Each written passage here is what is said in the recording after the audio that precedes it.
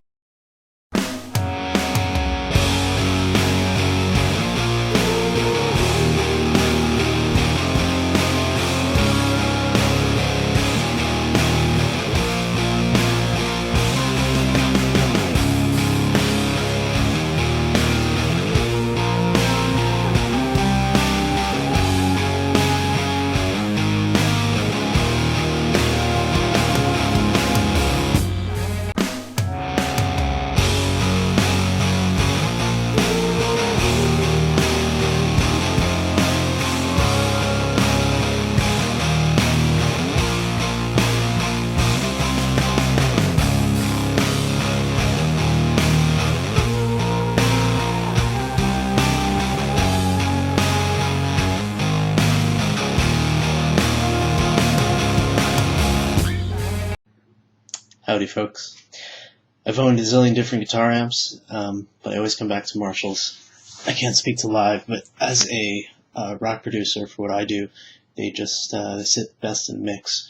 I've tried all the other brands. I would encourage you to make up your own mind regarding what kind of tone that you like best. But for those of you who are curious about what I thought, I'll share my thoughts now. JCM 800, what more can you say? It just seems to work best in a mix compared to any other amp that you might find on the market. At least in my tests, those have been my findings. It seems to have the best single note definition of any of the Marshalls that I've tried. It doesn't have quite as much bass or gain as some of the other models. However, those are the things that can muddy up the sound of the guitar in a lot of ways by the time you're ready to mix it down. So I found overall it sounds really nice. I love to mix it with something like a Plexi, because the Plexi has more of a spiky, gritty, really in-your-face kind of distortion that only the Plexi really has.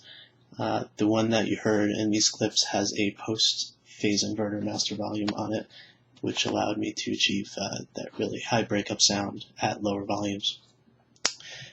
Vintage Modern is a really interesting amp. It has a ton of bass, a ton of definition, the most dynamic range of any of the amps. So you really feel each individual strum on the guitar through the Vintage Modern. That being said, it really draws a lot more attention to itself in a mix. This can be a good or a bad thing depending on the kind of music you're doing and the song that you're working on. I didn't do any clean tests, but at lower volumes I found the Vintage Modern doesn't necessarily give the most full-bodied clean tone compared to the JCM 800 or Plexi when the volume is rolled down. It's still usable, granted. As far as the 6100 channel switcher, that has a dedicated clean sound, which is very fat, very round, very warm, compared to any of the cleans you'll find on the other three amps. Some people think that the gain on the 6100 sounds more synthetic or process. I don't know if it's that as much as it simply just doesn't have nearly the dynamic range that the other amps have. So you'll notice there's a lot less definition between notes on the clips, and everything kind of is more smooth and blended, which can be really good for, depending on the kind of music or song that you're working on. So those are my thoughts. Hope you enjoyed the Shootout.